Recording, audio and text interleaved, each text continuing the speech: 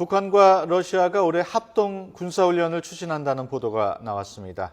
북러시아 군사협력 확대가 어떤 의미인지 전문가와 함께 알아보겠습니다. 네, 또 최근 논란을 빚고 있는 이명박 전 대통령의 회고록 가운데 또 남북관계 부분 어떤 점이 문제인지 짚어보겠습니다.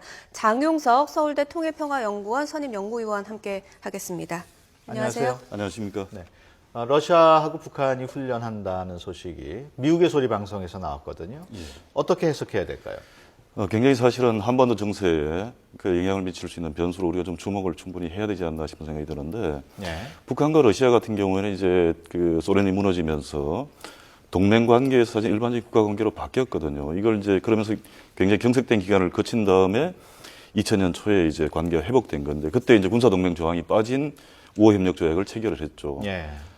그런 상태가 지속되다가 최근에 와가지고 군사협력이 다시 살아나는 분위기가 있는 게 이게 1차적으로 중요하고, 네. 그다음에 러시아 쪽 발표지만은 총참모장이 한 얘기로 보면 북한과 공동 군사위원회를 구성하거나 지휘관들 간의 소통을 강화하거나 네. 또 실제 그 뭐 해난 구조라든가 여러 가지 어떻게 보면 엄밀한 의미에서 군사훈련이 아닐 수도 있는, 그러면서 군사적 협력을 하는 모양새를 취할 수 있는 뭐 방식이 될 수도 있지만, 어쨌거나 군사적인 분야에서 실질적인 교류가 이루어진다는 점에서 굉장히 중요하지 않나 싶은 생각을 해보는데, 그 배경이 이제 우리가 중요하게 좀 주목을 해봐야 되는 것은 역시 미국과 중국의 관계, 특히 예. 동아시아에서 이제 이런 미중 간의 세력 전이관 어떤 상황과 밀접하게 관련되지 않나 싶은데, 러시아의 경우에 이제 최근에 와가지고 특히 우크라이나 사태 이후에 동진을 굉장히 강화하면서 이제 동아시아 쪽으로 내려오지 않습니까? 예. 이런 분위기에서 미국과의 어떤 대결 분위기들이 또 고조되는 상황이 있고, 그런 측면에서 보면 이제 동아시아 차원에서의 미국과의 대립 문제, 그 다음에 쿠바, 브라질까지 언급하면서 전통적인 우방 국가들과의 관계를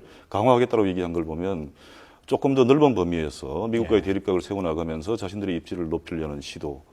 근데 우리 입장에서는 이런 시도가 결과적으로 북한의 전략적 입지를 높여주고, 예. 또 다른 측면에서 탈냉전 시기임에도 불구하고 냉전적인 어떤 대립 구도들이 다시금 살아나는 분위기, 결국 남북 관계 개선이나 우리 통일에 결코 긍정적으로 작용할 수 없는 전략적인 함의도 있지 않나 싶은 생각이 듭니다. 그렇군요. 네, 최근에 김정은 제1비서의 이제 행보를 보면은 공군이나 해군 시찰에 좀 집중하는 모습이에요. 그렇죠. 특정한 이유가 있을까요? 어떻게 보십니까? 역시 제일 중요한 것은 이제 그 자신들이 가지고 있는 전력 중에 조금 더 공세적으로 남쪽과 특히 미국에 대해서 위협을 가할 수 있는 전력을 활용하고 있는 것이 아닌가 싶은 생각이 드는데, 이번에 김정은 제1위원장이 이제 그 적 함대를 타격하는 훈련을 조직 지도했다라면서 사실 한미연합훈련을 위해서 한반도 해역으로 들어오는 미국 항공모함을 겨냥해서 네.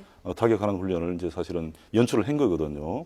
그런 과정에서 이제 미국과 마주 앉지 않겠다는 얘기도 하면서 굉장히 어떤 위협적인 언수를 강도 높게 좀 얘기한 이런 측면까지 있는데, 기본적으로 보면 이제 역시 북한의 입장에서는 미국과의 어떤 각을 세우는 측면, 특히 신년사부터 얘기하고 있는 한미연합 군사훈련 중단에 대한 요구, 이런 것들을 좀 더 강하게 촉구하는 의미, 예. 여러 가지 맥락에서 그 미국을 겨냥한 그런 어떤 훈련의 일환으로 해군과 공군 전력을 적극적으로 활용하는 측면, 뭐 이런 것들이 전체적으로 보면 사실은 대남 공세 자체가 뭐 실질적인 전쟁을 뭐 할 가능성 높지 않다라고 보지만, 어쨌거나 굉장히 공세적으로 바뀌고 있는 측면까지 같이 좀 담고 있지 않겠는가, 네. 그런 생각이 좀 듭니다. 네.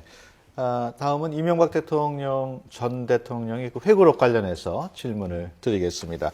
우리나라 전직 대통령이 이제 대통령직에서 물러나면은 회고록에 남북 관계 얘기를 굉장히 많이 언급을 한단 말이에요. 그러시죠. 예. 하지만 또 민감한 사항이 많으니까 퇴임한 후에도 공개 못하는 사안이 많을 걸로 짐작이 되는데 예. 맞겠죠? 그렇죠. 그래서 외교 문서라든가 뭐 대통령 기록물도 마찬가지지만 대개 뭐 10년, 15년, 20년 뒤에 공개하는 것도 아니고 다시 한번 리뷰를 해서 공개할지 여부를 또 결정하면서 나름대로 그 비밀을 유지해 주는 이런 어떤 제도적인까지 만들어지지 않나 싶은 생각이 드는데요. 예. 회고록을 보면 이제 노태우 대통령님 회고록하고 김대중 대통령 회고록, 그다음에 이제 그 최근에 나오고 있는 이명박 대통령 회고록까지 해서 좀 남북관계 쪽으로 주목할 부분들이 꽤 있긴 한데, 아무튼 그런 어떤 민감한 문제, 왜냐하면 외교적인 사안이라는 게 당대에 끝나는 게 아니고 재임 기간에 끝나는 게 아니고 계속 이어지는 문제 아닙니까? 그렇죠. 그런 측면에서 보면 현재 대통령에 대해서 주는 부담 또는 국가 이익 차원에서 외교 관계를 풀어나가는 데서 또 장애를 조성할 우려, 여러 가지 이런 것들을 다 감안해서 이제 사실은 적절한 수준의 조절을 하게 되는 거죠. 네, 그런데 이번에는 이명박 전 대통령이 이 남북 간의 비선 라인 접촉, 또 특히 이제 북한이 정상회담을 대가로 뭐 현금이나 자원 등을 요구하면서 뭐 회담을 구걸했다 뭐 이런 식의 또 내용이 흘러나오면서 파장이 일고 있는데 일단 사실일까요? 어떻게 보십니까? 뭐 사실 그 자체가 거짓말은 아닐 겁니다. 저 대통령으로서 재임 기간에 했던 자신의 행위에 대해서 또는 정책에 대해서 얘기를 하시는 거기 때문에 그 팩트 자체를 사실관계 자체를 뭐 왜곡하거나 거짓말하지는 않았을 것 같아요. 다만 같이 얘기해야 될 많은 부분들이 생략됨으로 해서 결과적으로 하시고 싶은 말씀만 하게 되는 뭐 사실상 그 전체적인 그림을 보여주지 못함으로 해서 왜곡된 어떤 인식을 심어줄 가능성은 충분히 그런 또 우려는 충분히 있지 않나 싶은 생각을 하면서도 일단 정상회담 대가로 북쪽이 요구했다는 게 뭐 옥수수 10만 톤, 쌀 40만 톤, 그다음에 뭐 비료 30만 톤에 또 현금 뭡니까 국가개발은행 100억 불까지 여러 가지 얘기를 하는데 그런 팩트 자체는 북쪽에서 분명히 그런 얘기를 꺼냈을 가능성은 충분히 있지 않나 싶은 생각이 듭니다. 예. 일단 청와대는 유감을 표명을 했습니다. 지금 남북 관계에 도움이 안 될 거라는 지적인데요. 북한이 어떤 반응을 보일 것으로 예상하십니까? 북쪽 입장에서는 굉장히 사실 기분이 안 좋겠죠. 예. 뭐 북쪽도 사실은 2011년 5월 달에 우리 당시 청와대 김태호 비서관이 가서 이제 북쪽과 접촉했던 내용들을 깠죠. 그때 이제 돈 봉투를 준다 그러면서 뭐 굉장히 비난을 하는 행태를 보이기도 했었는데 북쪽 입장에서는 이번에 이제 이명박 대통령이 쭉 그 얘기한 부분에 대해서 사실관계가 맞지 않다고 자신들 일방적으로 어떻게 보면 명예훼손과 같은 존엄을 모독하는 여러 가지 요소가 있다라는 문제의식을 가지고 아마 논리적으로 반박하는 모양새 뭐 이런 게 일차적으로 주목이 되지 않나 싶은데 중요한 것은 어쨌거나 이명박 대통령 회고록을 전체에 꿰뚫고 있는 관통하고 있는 것들을 보게 되면 사실 북한의 붕괴에 대한 굉장한 그 믿음 내지는 기대 이런 것들이 좀 놓여 있는 거거든요. 이런 걸 가지고 이제 북쪽이 또 굉장히 반발하면서 결과적으로 현 정부에 대해서도 이명박 정부가 뭐가 다르냐라는 비판을 할 수도 있는 거고 또는 이제 현 정부가 어쨌거나 우리 박근혜 대통령 같은 경우는 정상회담을 포함해가지고 당연히 열린 자세로 뭔가를 좀 만들어보고자 하는 분위기도 있고 오이사 조치까지도. 근데 이런 어떤 데 대한 나름대로 이제 과거 행태를 비추어서 장애를 조성하는 측면들이 있거든요.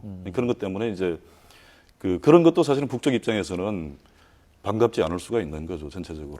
그래서 아마 반발하지 않겠는가 싶은 생각이 듭니다. 사실 이제 한 달 정도 되나요? 우리 정부 측에서는 계속 남북 관계를 좀 좋게 만들어 보려고 하면서 지금 정상회담도 대화도 또 제의를 하고 이런 상태인데 이런 내용이 흘러나오면은 좀 전망이 어둡지 않을까 이렇게 보는데 장애가 되죠.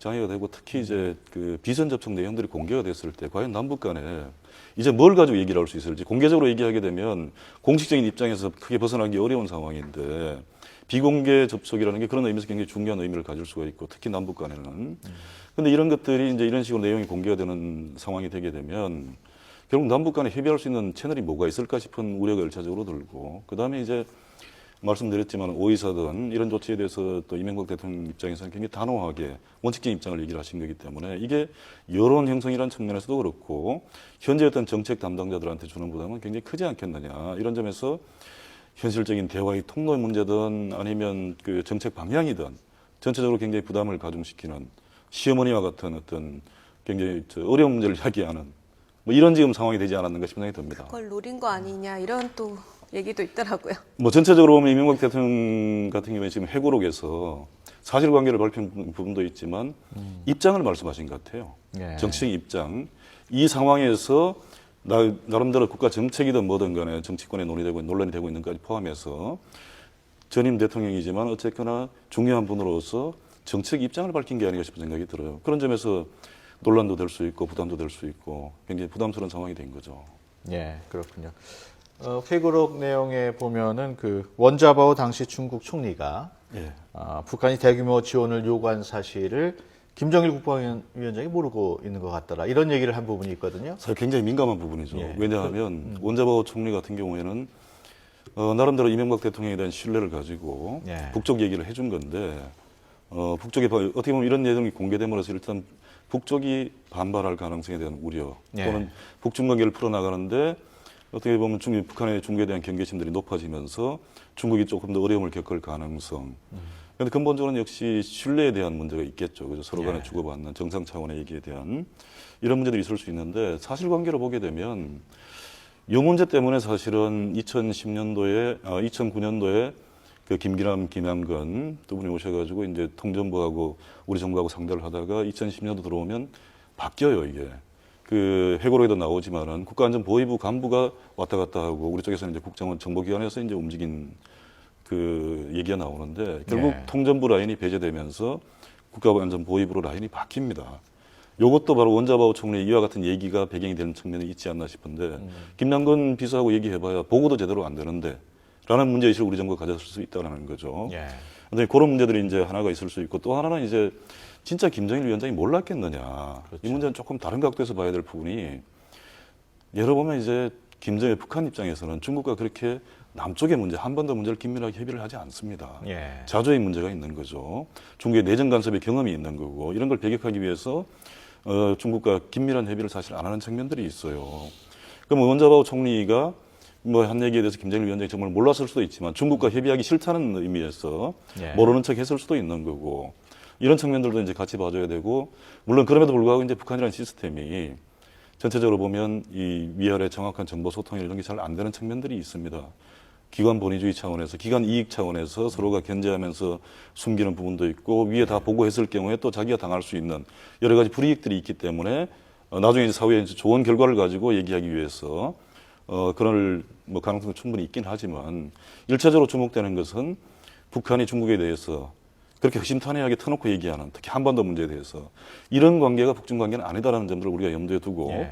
봐야 되지 않겠나 싶습니다. 네, 그런데 그 북중 관계 내용을 얘기를 하면서 원자바오 총리가 중국의 중간에서 여러 차례 노력을 했다 이런 내용까지 또 공개가 되니까 이거는 외교적인 결례가 아니냐 이런 지적도 나오고 있어요. 우리가 점잖게 얘기하면 결례지만은 앞으로 과연 한중 간에 얼마나 특히 북한 문제 굉장히 민감한 문제인데 중국 입장에서도 이렇게 민감하고 중요한 문제들을 얼마나 깊이 있게 논의할 수 있을지에 대해서 굉장히 의문이 제기되는 겉으로는 중국이 크게 반발하거나 이러지는 않을 겁니다. 그렇다고 이명박 대통령을 비난하거나 하지도 않을 겁니다. 네. 그렇지만 지금 앞으로 일을 풀어나가야 될 현 정부와 다음 정부나 우리 정부 입장에서 봤을 때는 예. 이런 행태 하나가 앞으로의 논의 자체의 질과 깊이를 아주 근본적으로 좀 어렵게 만드는, 예. 훼손하는 굉장히 부담을 이야기하는 것이 아니겠는가 예. 굉장히 우려가 되죠. 이런 거. 알겠습니다. 좀 더 얘기를 나누고 싶습니다만 시간 관계상 여기서 줄여야 될 것 같습니다. 지금까지 장영석 서울대 통일평화연구원 선임연구위원과 함께 얘기 나눴습니다. 오늘 말씀 고맙습니다. 예, 고맙습니다.